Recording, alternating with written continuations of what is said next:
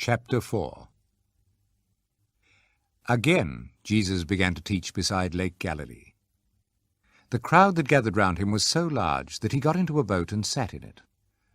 The boat was out in the water, and the crowd stood on the shore at the water's edge. He used parables to teach them many things, saying to them, "Listen. Once there was a man who went out to sow corn.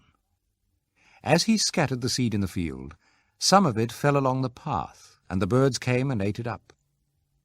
Some of it fell on rocky ground, where there was little soil. The seed soon sprouted, because the soil wasn't deep. Then when the sun came up, it burnt the young plants, and because the roots had not grown deep enough, the plants soon dried up. Some of the seed fell among thorn bushes, which grew up and choked the plants, and they didn't produce any corn. But some seeds fell in good soil, and the plants sprouted, grew, and produced corn. Some had 30 grains, others 60, and others 100. And Jesus concluded, "Listen then, if you have ears." When Jesus was alone, some of those who had heard him came to him with the 12 disciples and asked him to explain the parables. "You have been given the secrets of the kingdom of God," Jesus answered. "But the others who are on the outside hear all things by means of parables, so that they may look and look, yet not see. They may listen and listen, yet not understand. For if they did, they would turn to God, and he would forgive them." Then Jesus asked them, "Don't you understand this parable? How then will you ever understand any parable? The sower sows God's message. Some people are like the seeds that fall along the path. As soon as they hear the message, Satan comes and takes it away. Other people are like the seeds that fall on rocky ground. As soon as they hear the message, they receive it gladly. But it does not sink deep into them, and they don't last long. So when trouble or persecution comes because of the message, they give up at once. Other people are like the seeds sown among the thorn bushes. These are the ones who hear the message, but the worries about this life, the love for riches, and all other kinds of desires crowd in and choke the message, and they don't bear fruit. But other people are like the seeds sown in good soil.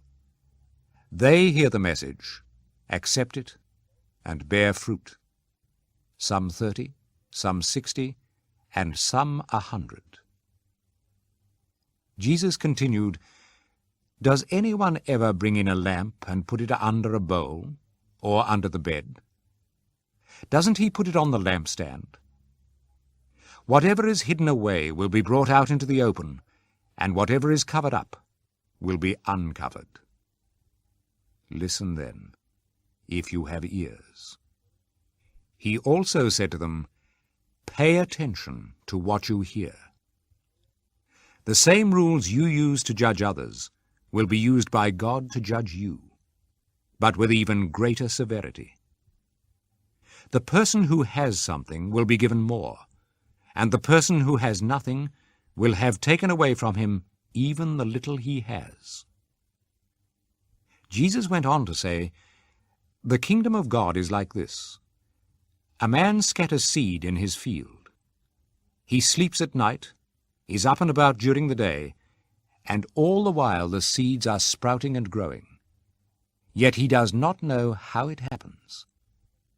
The soil itself makes the plants grow and bear fruit.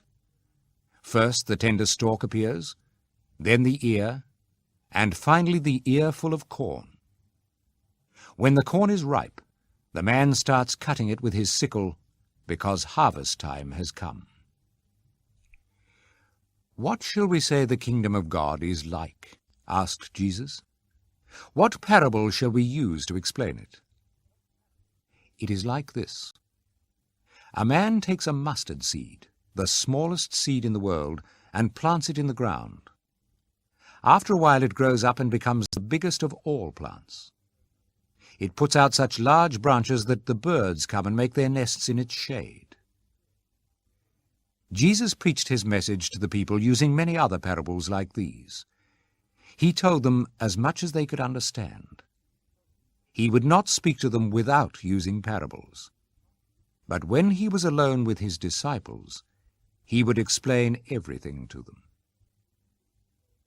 On the evening of that same day, Jesus said to his disciples, "Let us go across to the other side of the lake." So they left the crowd. The disciples got into the boat in which Jesus was already sitting, and they took him with them. Other boats were there too. Suddenly a strong wind blew up, and the waves began to spill over into the boat, so that it was about to fill with water. Jesus was in the back of the boat, sleeping with his head on a pillow. The disciples woke him up and said, "Teacher, don't you care that we are about to die?" Jesus stood up and commanded the wind, "Be quiet." And he said to the waves, "Be still." The wind died down, and there was a great calm. Then Jesus said to his disciples, "Why are you frightened? Have you still no faith?" But they were terribly afraid and said to one another, "Who is this man? Even the wind and the waves obey him."